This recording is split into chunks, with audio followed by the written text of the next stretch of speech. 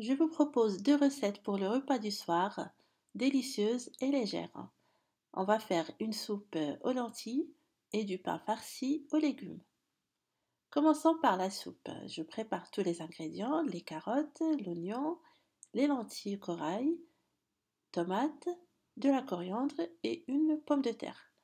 On commence par mettre de l'huile d'olive dans une marmite sur le feu et on ajoute l'oignon,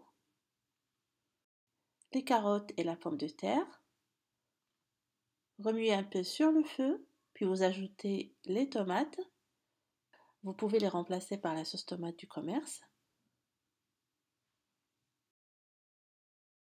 Et là, je mets les lentilles corail que j'ai rincées et égouttées. On va mettre les épices, curcuma, sel et poivre. Vous remuez sur le feu un peu. Comme j'ai utilisé des tomates fraîches, je vais mettre une petite cuillère du concentré de tomate dilué dans un petit peu d'eau. Puis je mets une bonne quantité d'eau pour laisser cuire les légumes. Vous pouvez rajouter un bouillon de légumes si vous voulez.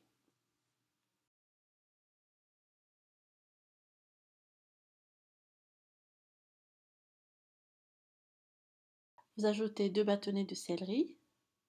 Vous couvrez et vous laissez cuire.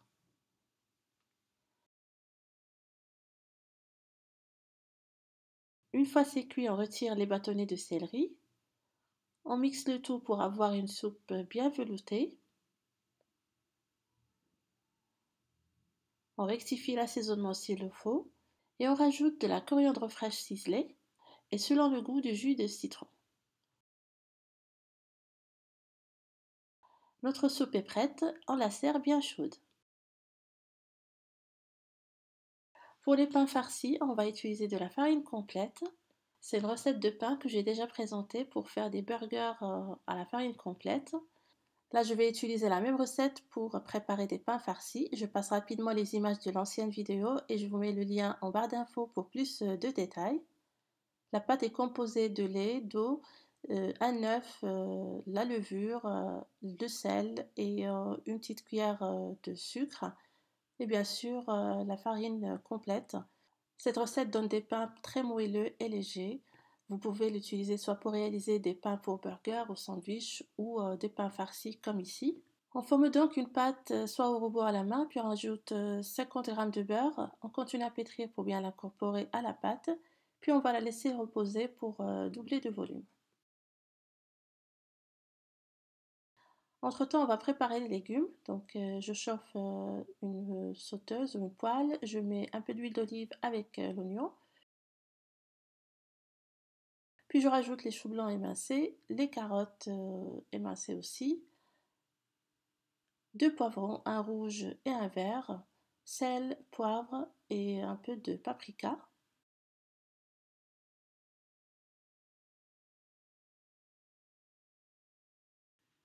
Et on va laisser cuire en remuant de temps à autre.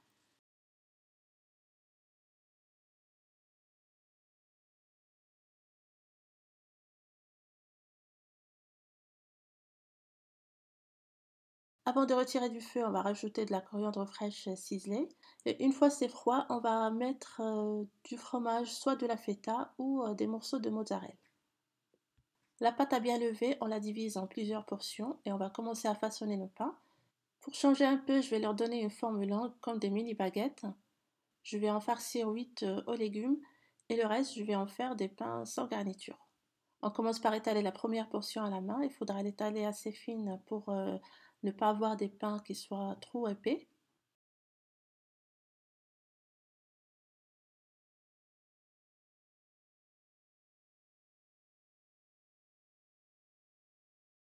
On met la garniture.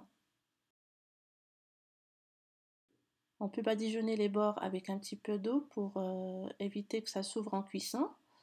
Puis on va fermer les pains en essayant de bien les souder.